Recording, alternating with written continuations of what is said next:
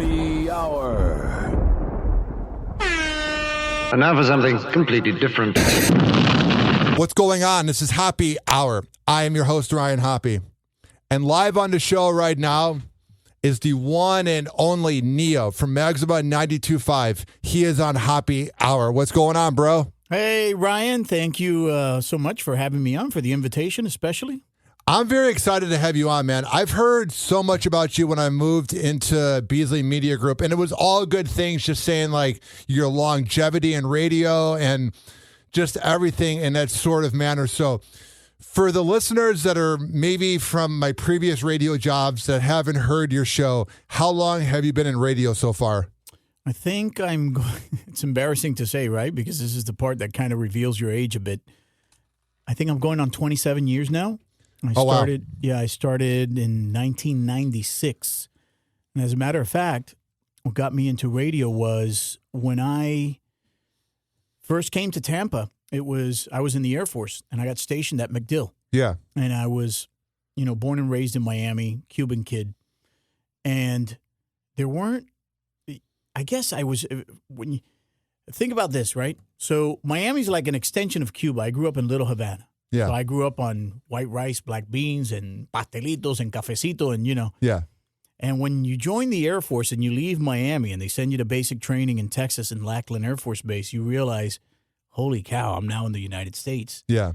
Because your whole culture is gone. And abuela that would make the good meals and all that, it's gone. And now it's, instead of that Cuban food that Cuban culture that I was raised on, now it's like mashed potatoes and meatloaf and this stuff. And I was like, okay, this is different. Yeah. So it was kind of a culture shock. So when I got stationed in Tampa, I noticed that there was a very rich Cuban culture here. Yes. But not a lot of Spanish stations. The Spanish radio stations were actually on the AM dial back then. And there was a station on 680 AM that was called Radio Mundo. And there was this guy on the morning show that he would have a joke-telling contest, and he would play. People would call. It was kind of like a voice message line, right? So you would call and you'd leave your joke on this answering machine or whatever the hell they had back then, and then the next morning the guy would take the jokes from the folks that had called in and he'd play them on the radio, on this AM station, and folks, the listeners, the probably 5 or 6 listeners that they had would call the morning show and say, "Oh, I like that guy that said the joke about the cat or whatever." Yeah.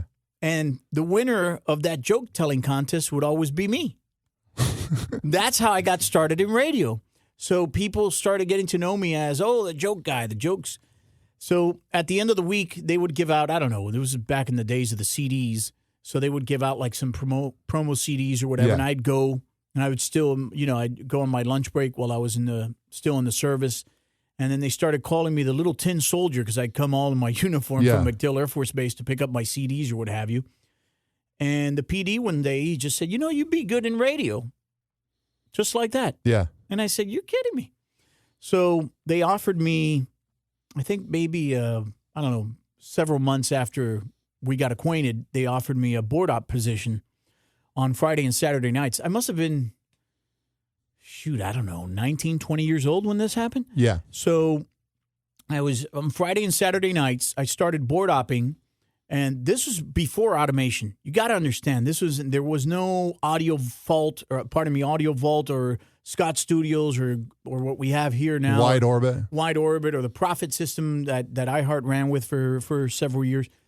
It was all carts and CDs. And there was an actual log where you had to find the number and look on the wall and grab the item and then put it in the cart or the CD machine and hit play, and everything was timing.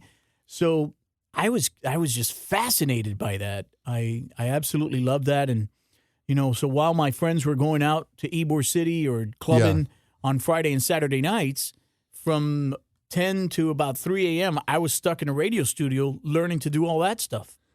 I can relate to you on that factor. Now, the board op that I've learned from was everybody at 102.5 The Bone, and we used Wide Orbit as well.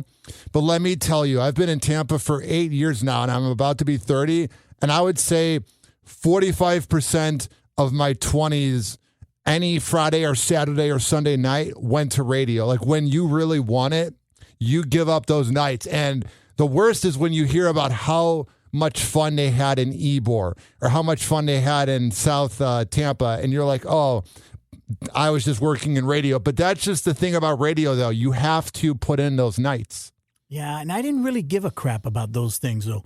You know, when I turned 18, my buddies in Miami took me to Club Madonna, which was a strip joint in South Beach, and I was like, okay, yeah, they look great, the ladies are nice and all that, but it wasn't like, they were like, woohoo! And for me, it was like, yeah, this isn't for me, you know? I'm not a big fan of them. I find it kind of grimy. Like when I was 21, 22, it was awesome, but now I'm like, yeah, I'm good. So needless to say, once I got into radio, eventually I moved up quickly. I started hosting nights at that one particular station, and then a new competitor arrived, and they stole me away. And before you knew it, I was actually working in nightclubs, whether it was hosting, and then eventually I got into DJing and spinning records. So I got so much of an overdose of doing the nightclub thing that now I don't even ever want to hear about another nightclub. It's like, for me, it's work. What's the biggest difference besides there being a crowd there? Because to me, what's very relaxing about radio as an introvert being in radio is that we're just talking one-on-one and you never know who's listening. But to me, the thing that I'm fascinated about with nightclub events is you have thousands of people potentially right in front of you. How different is it speaking to the crowd rather than people that have the radio on that you cannot see? Yeah, it's like it's like a lab experiment, and you have the panel right in front of you, and you can actually see real-time reaction. Yeah. So whether you drop a song and then and everybody like, they put their hands up and they're like, oh, that's my jam right there. You know, that's very rewarding. And then you start learning about, okay, this song works, or you'll play a song that absolutely sucks. And then people are like, you empty out the dance floor, and that's a crushing feeling. As a DJ, there's nothing more horrible than playing a bad record. I did that to my friend about 3 months ago. The song What We Do by Freeway from like 2002 with Jay-Z in that. One of my favorite songs, but it's more of a workout song or listening at home.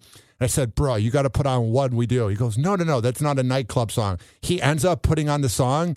The whole dance floor emptied out, and he had to put on like some other song to get the club going. And I totally could see the emotion of people going on their phones or going to the bar to get a drink. And even though I wasn't the nightclub DJ for that night, you have that sort of shame where you go, wow, I thought that was going to work and it didn't. Yeah. And I think that's a great correlation between radio as far as music stations and like being a club DJ. It's all about playing the hits. And I think, I've met some unbelievable mixologists, people that are like scratch masters, that have gone into the competition. They can do all the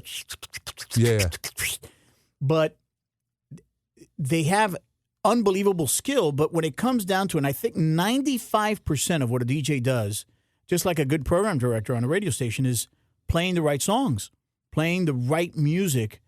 That's why I think any Joe Blow nowadays that has one of these software with a playlist player, they can go and be a DJ. Just plug in the right music, and it'll auto mix it for you. And so it's very interesting how far things have come. What is the process of picking what song goes on Maxima? Like, do you think about it? Do you listen to other people that give you advice?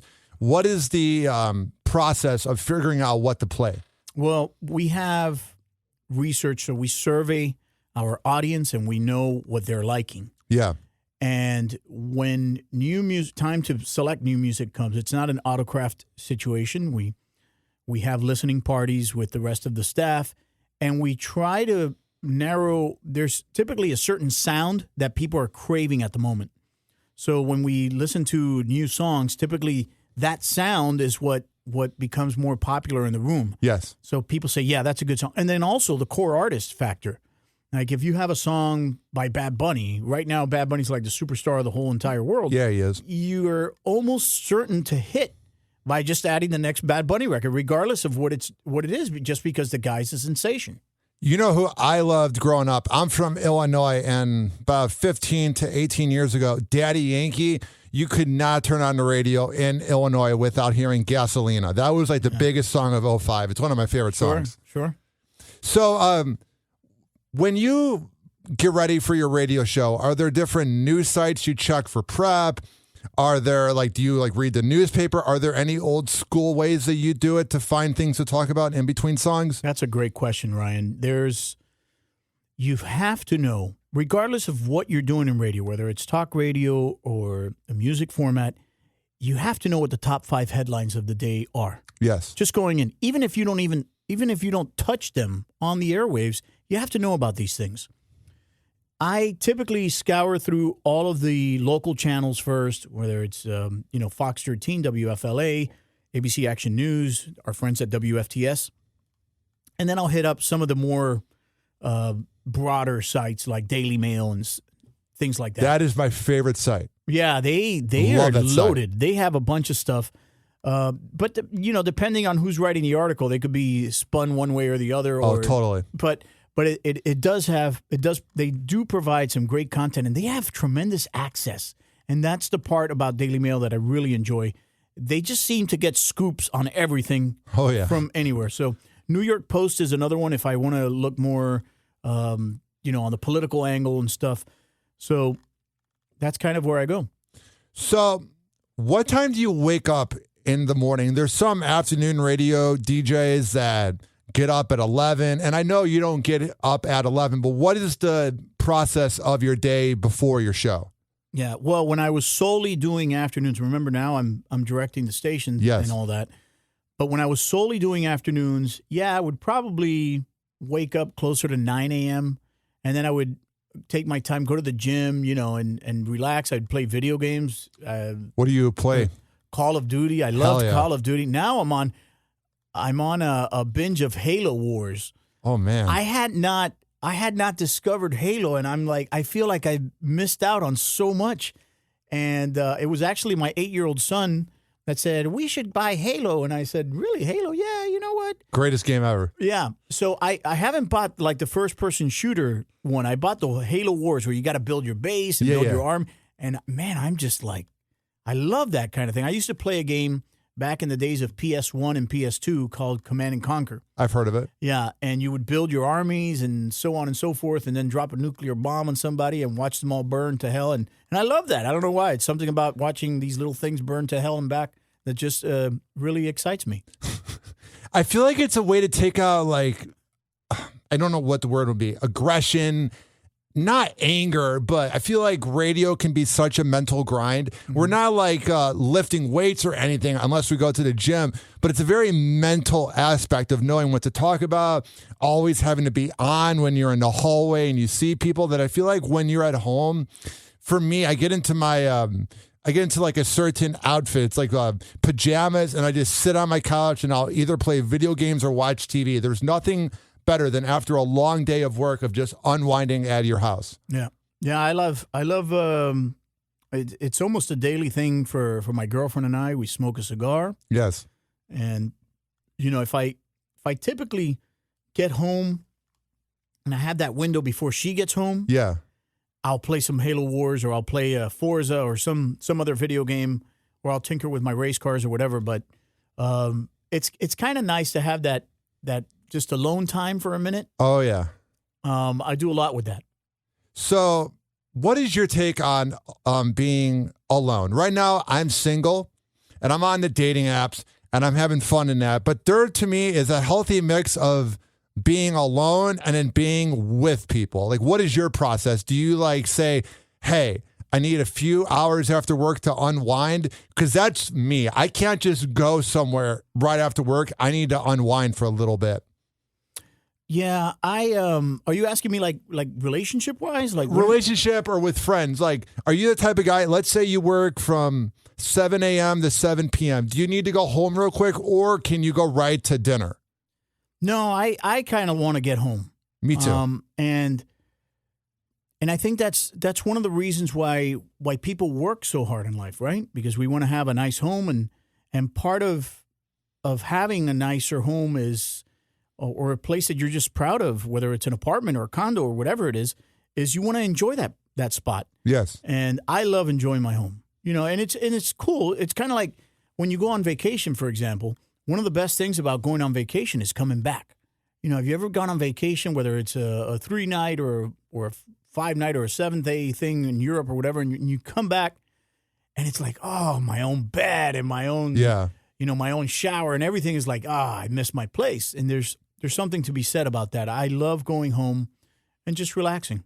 What got you into race cars? That's such an interesting question because I don't even know. I remember I was in 5th or 6th grade in elementary school. And back then I used to watch IndyCar. And I remember watching Al Unser Jr. and Bobby Rahal and all these great drivers. And I don't know why. I just liked those cars that were shaped like missiles with little wings on them. They're going incredibly fast and listening to the commentators. And as he rounds out the turn 3, here he comes 220 miles an hour. He's looking on the outside. And then the crash. For me, that drama was just compelling. And I remember one day they were doing this career day thing, where they bring in moms and dads in their career day and the doctors and lawyers and whatever. And they said, what would you like? And I said, a race car driver. Yeah. And the teacher kind of like looked around with her eyeballs, trying to figure how does she pull that one off. Ultimately, there was no race car driver that ever came to my school. And I've always been fascinated by automobiles. Yes.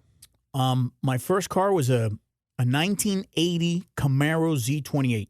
Yeah. Really neat car. And it had the cowl induction hood. And I blew the motor up on the I-75 when I was like 20, 21 years old. Going down to Miami, the water temp sensor wasn't working. Yeah. And that bitch was overheating. And I see a plume of smoke behind the car. And I said, I'm not stopping. I'm not. Yeah. This is back before the cell phone era. So they used to have, I don't know if you even remember this, they used to have these call boxes on the I-75 where if you got into trouble, you'd pull over. Like every so often, like every mile or 2 miles, they'd have like a call box. Illinois used to have that, yes. Yeah, and you'd push a button, and I guess some state trooper cop would come and say, "You're in trouble, buddy. You need some help." They'd call a tow truck for you. Anyway, I remember I was going down to visit a cousin of mine that I had just arrived from Miami, and I blew up that engine. I think I had like $150 cash on me. That was all the money I had in my life. Yeah. Back then, and it cost me every penny of that money just to have the damn car towed back to Tampa.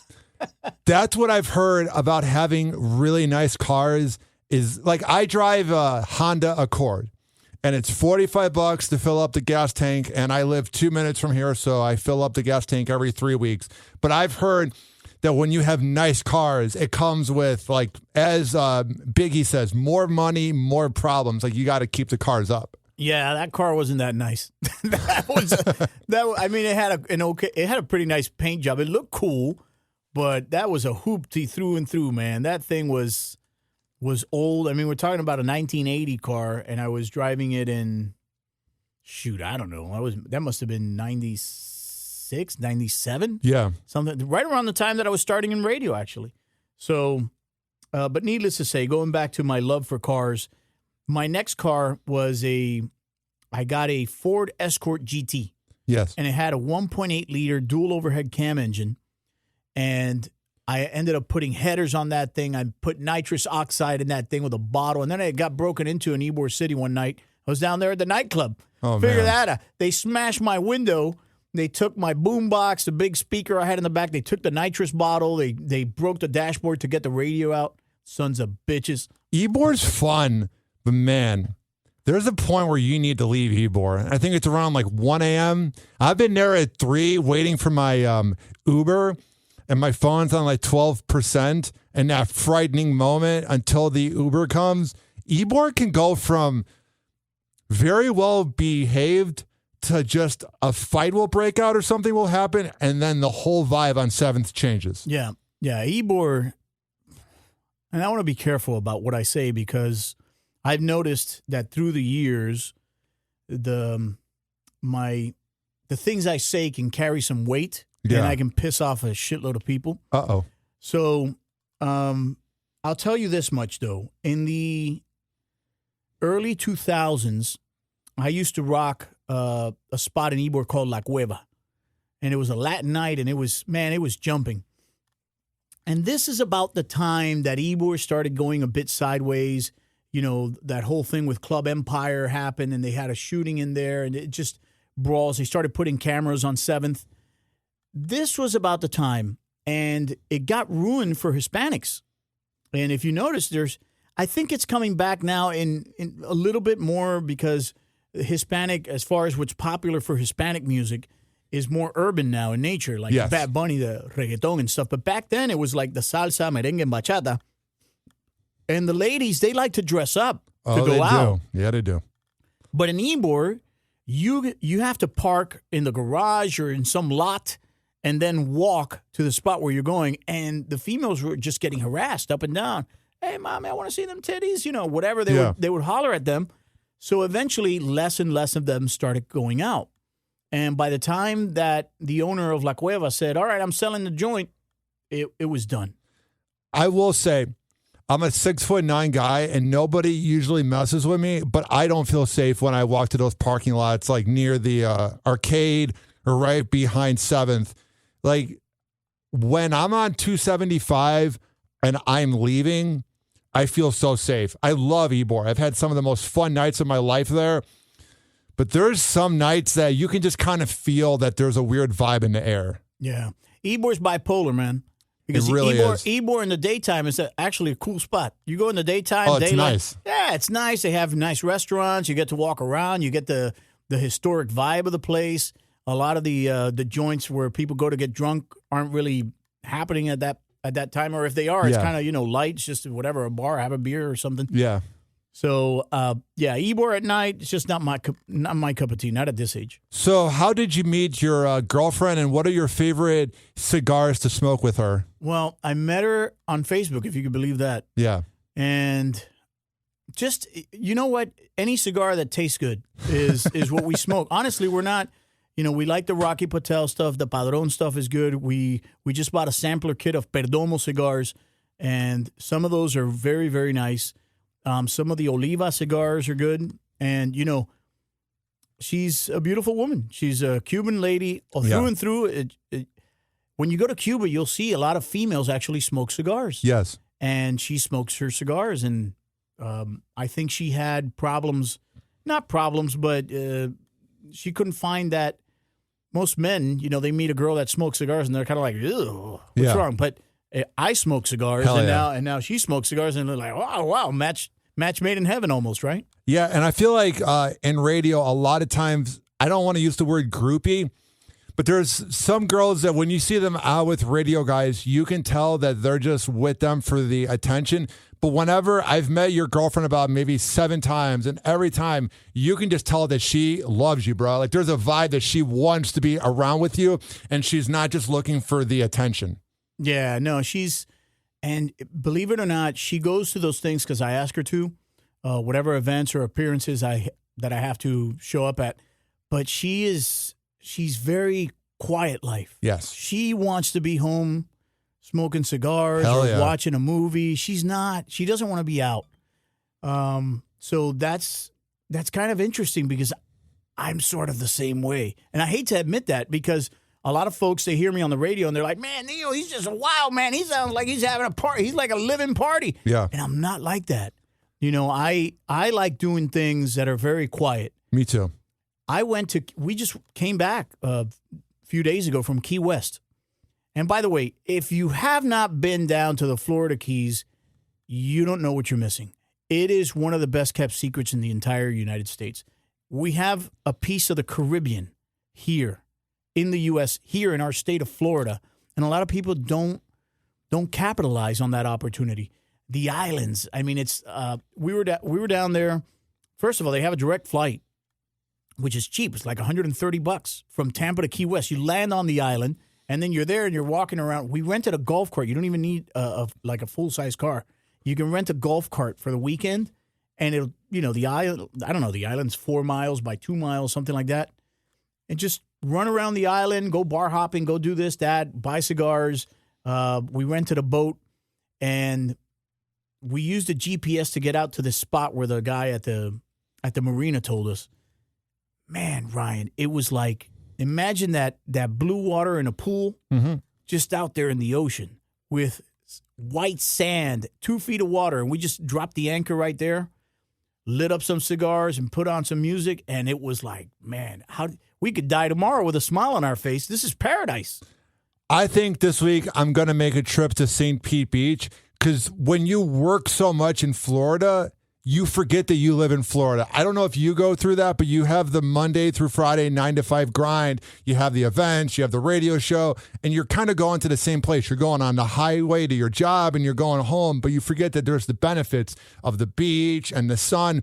And even though it's very hot out, I'm from Illinois, and I'll tell you, I'll take the hottest day in Florida over cold weather any day. Yeah, same thing. Same here. You know, you could actually take some clothes off when you're hot and just get a fan, get some water, you're fine. But when it's 20 degrees out, you can't do anything. That's it. Yep. So when it's all said and done, Neil, because you are a very popular name in Tampa radio, how do you want people to remember you? What do you want your legacy to be in Tampa Bay radio? Yeah, I don't know, man. I don't know. Maybe, he was good, I guess. Yeah. You know, hopefully they'll say that, but you know, I don't know. I think a lot of folks don't see what I do behind the scenes on the management side of things. And I think on that aspect, we've created a very powerful and compelling and competitive radio station. And I think that's my biggest legacy for when I speak to the overall station. I mean, right now I have Nandy and Christy. They're like, I think they finished the month of June, number 2 in the market in their demographic, 18 to 49.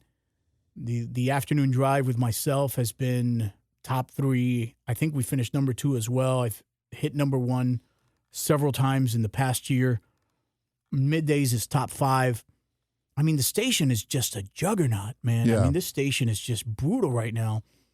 And we've invited so much competition. And then they come in here and, you know, you have that station that came in last year that they bought. They actually bought that Cox station, that 97.1.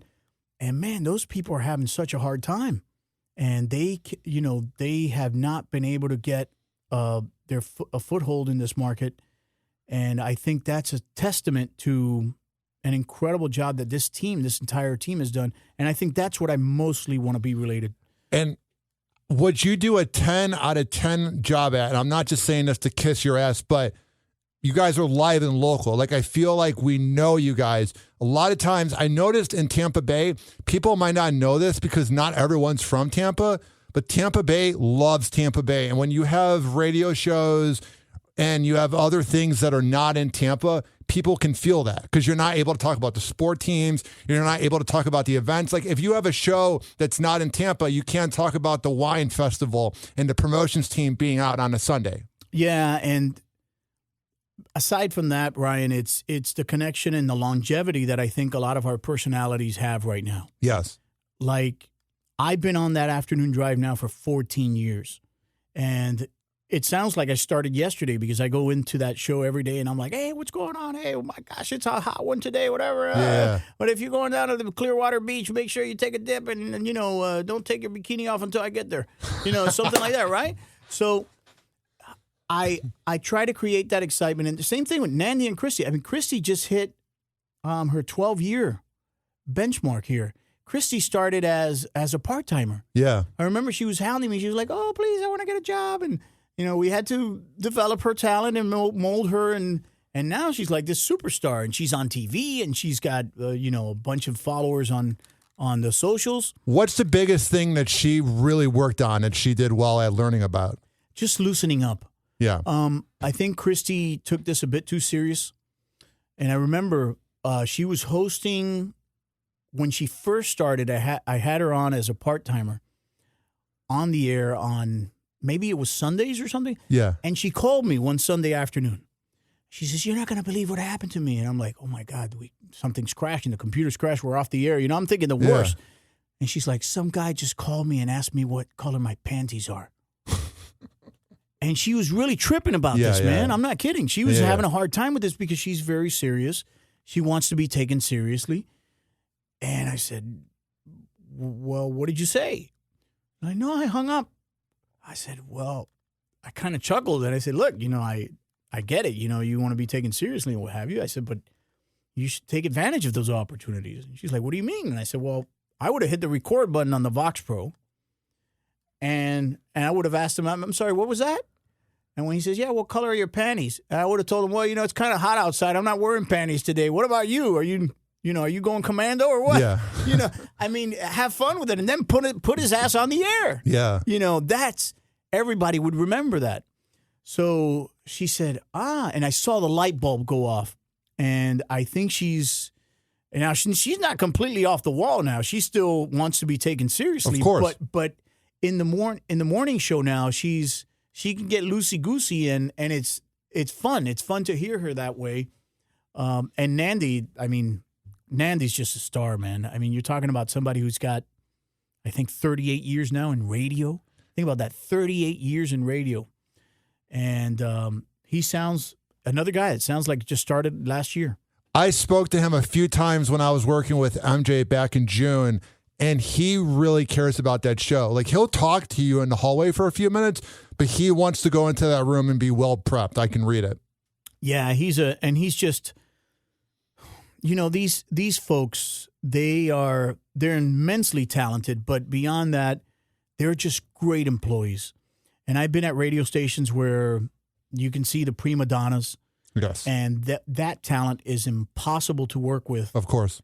And thankfully, I haven't had many of those in my tenure here. And the ones that I did have didn't last long. Yeah. They quickly either became very unhappy and left on their own, or they were showed the door. Well, Neo, how can people listen to Maxima 92.5? Well, the app is free. You could just go to your app store or Google Play, 92.5 Maxima, 925maxima.com. And if you live in Tampa Bay, it's on 92.5 on the radio dial.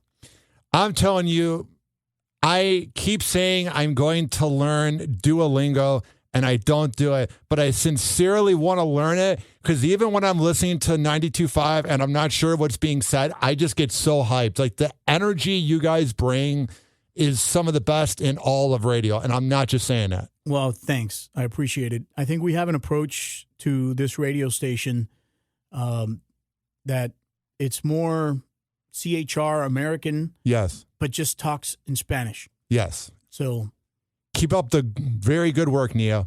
All right. Thanks, Brian. Right. Happy hour. I loved it. Thanks. Thank you, Neo. Happy hour. Happy hour.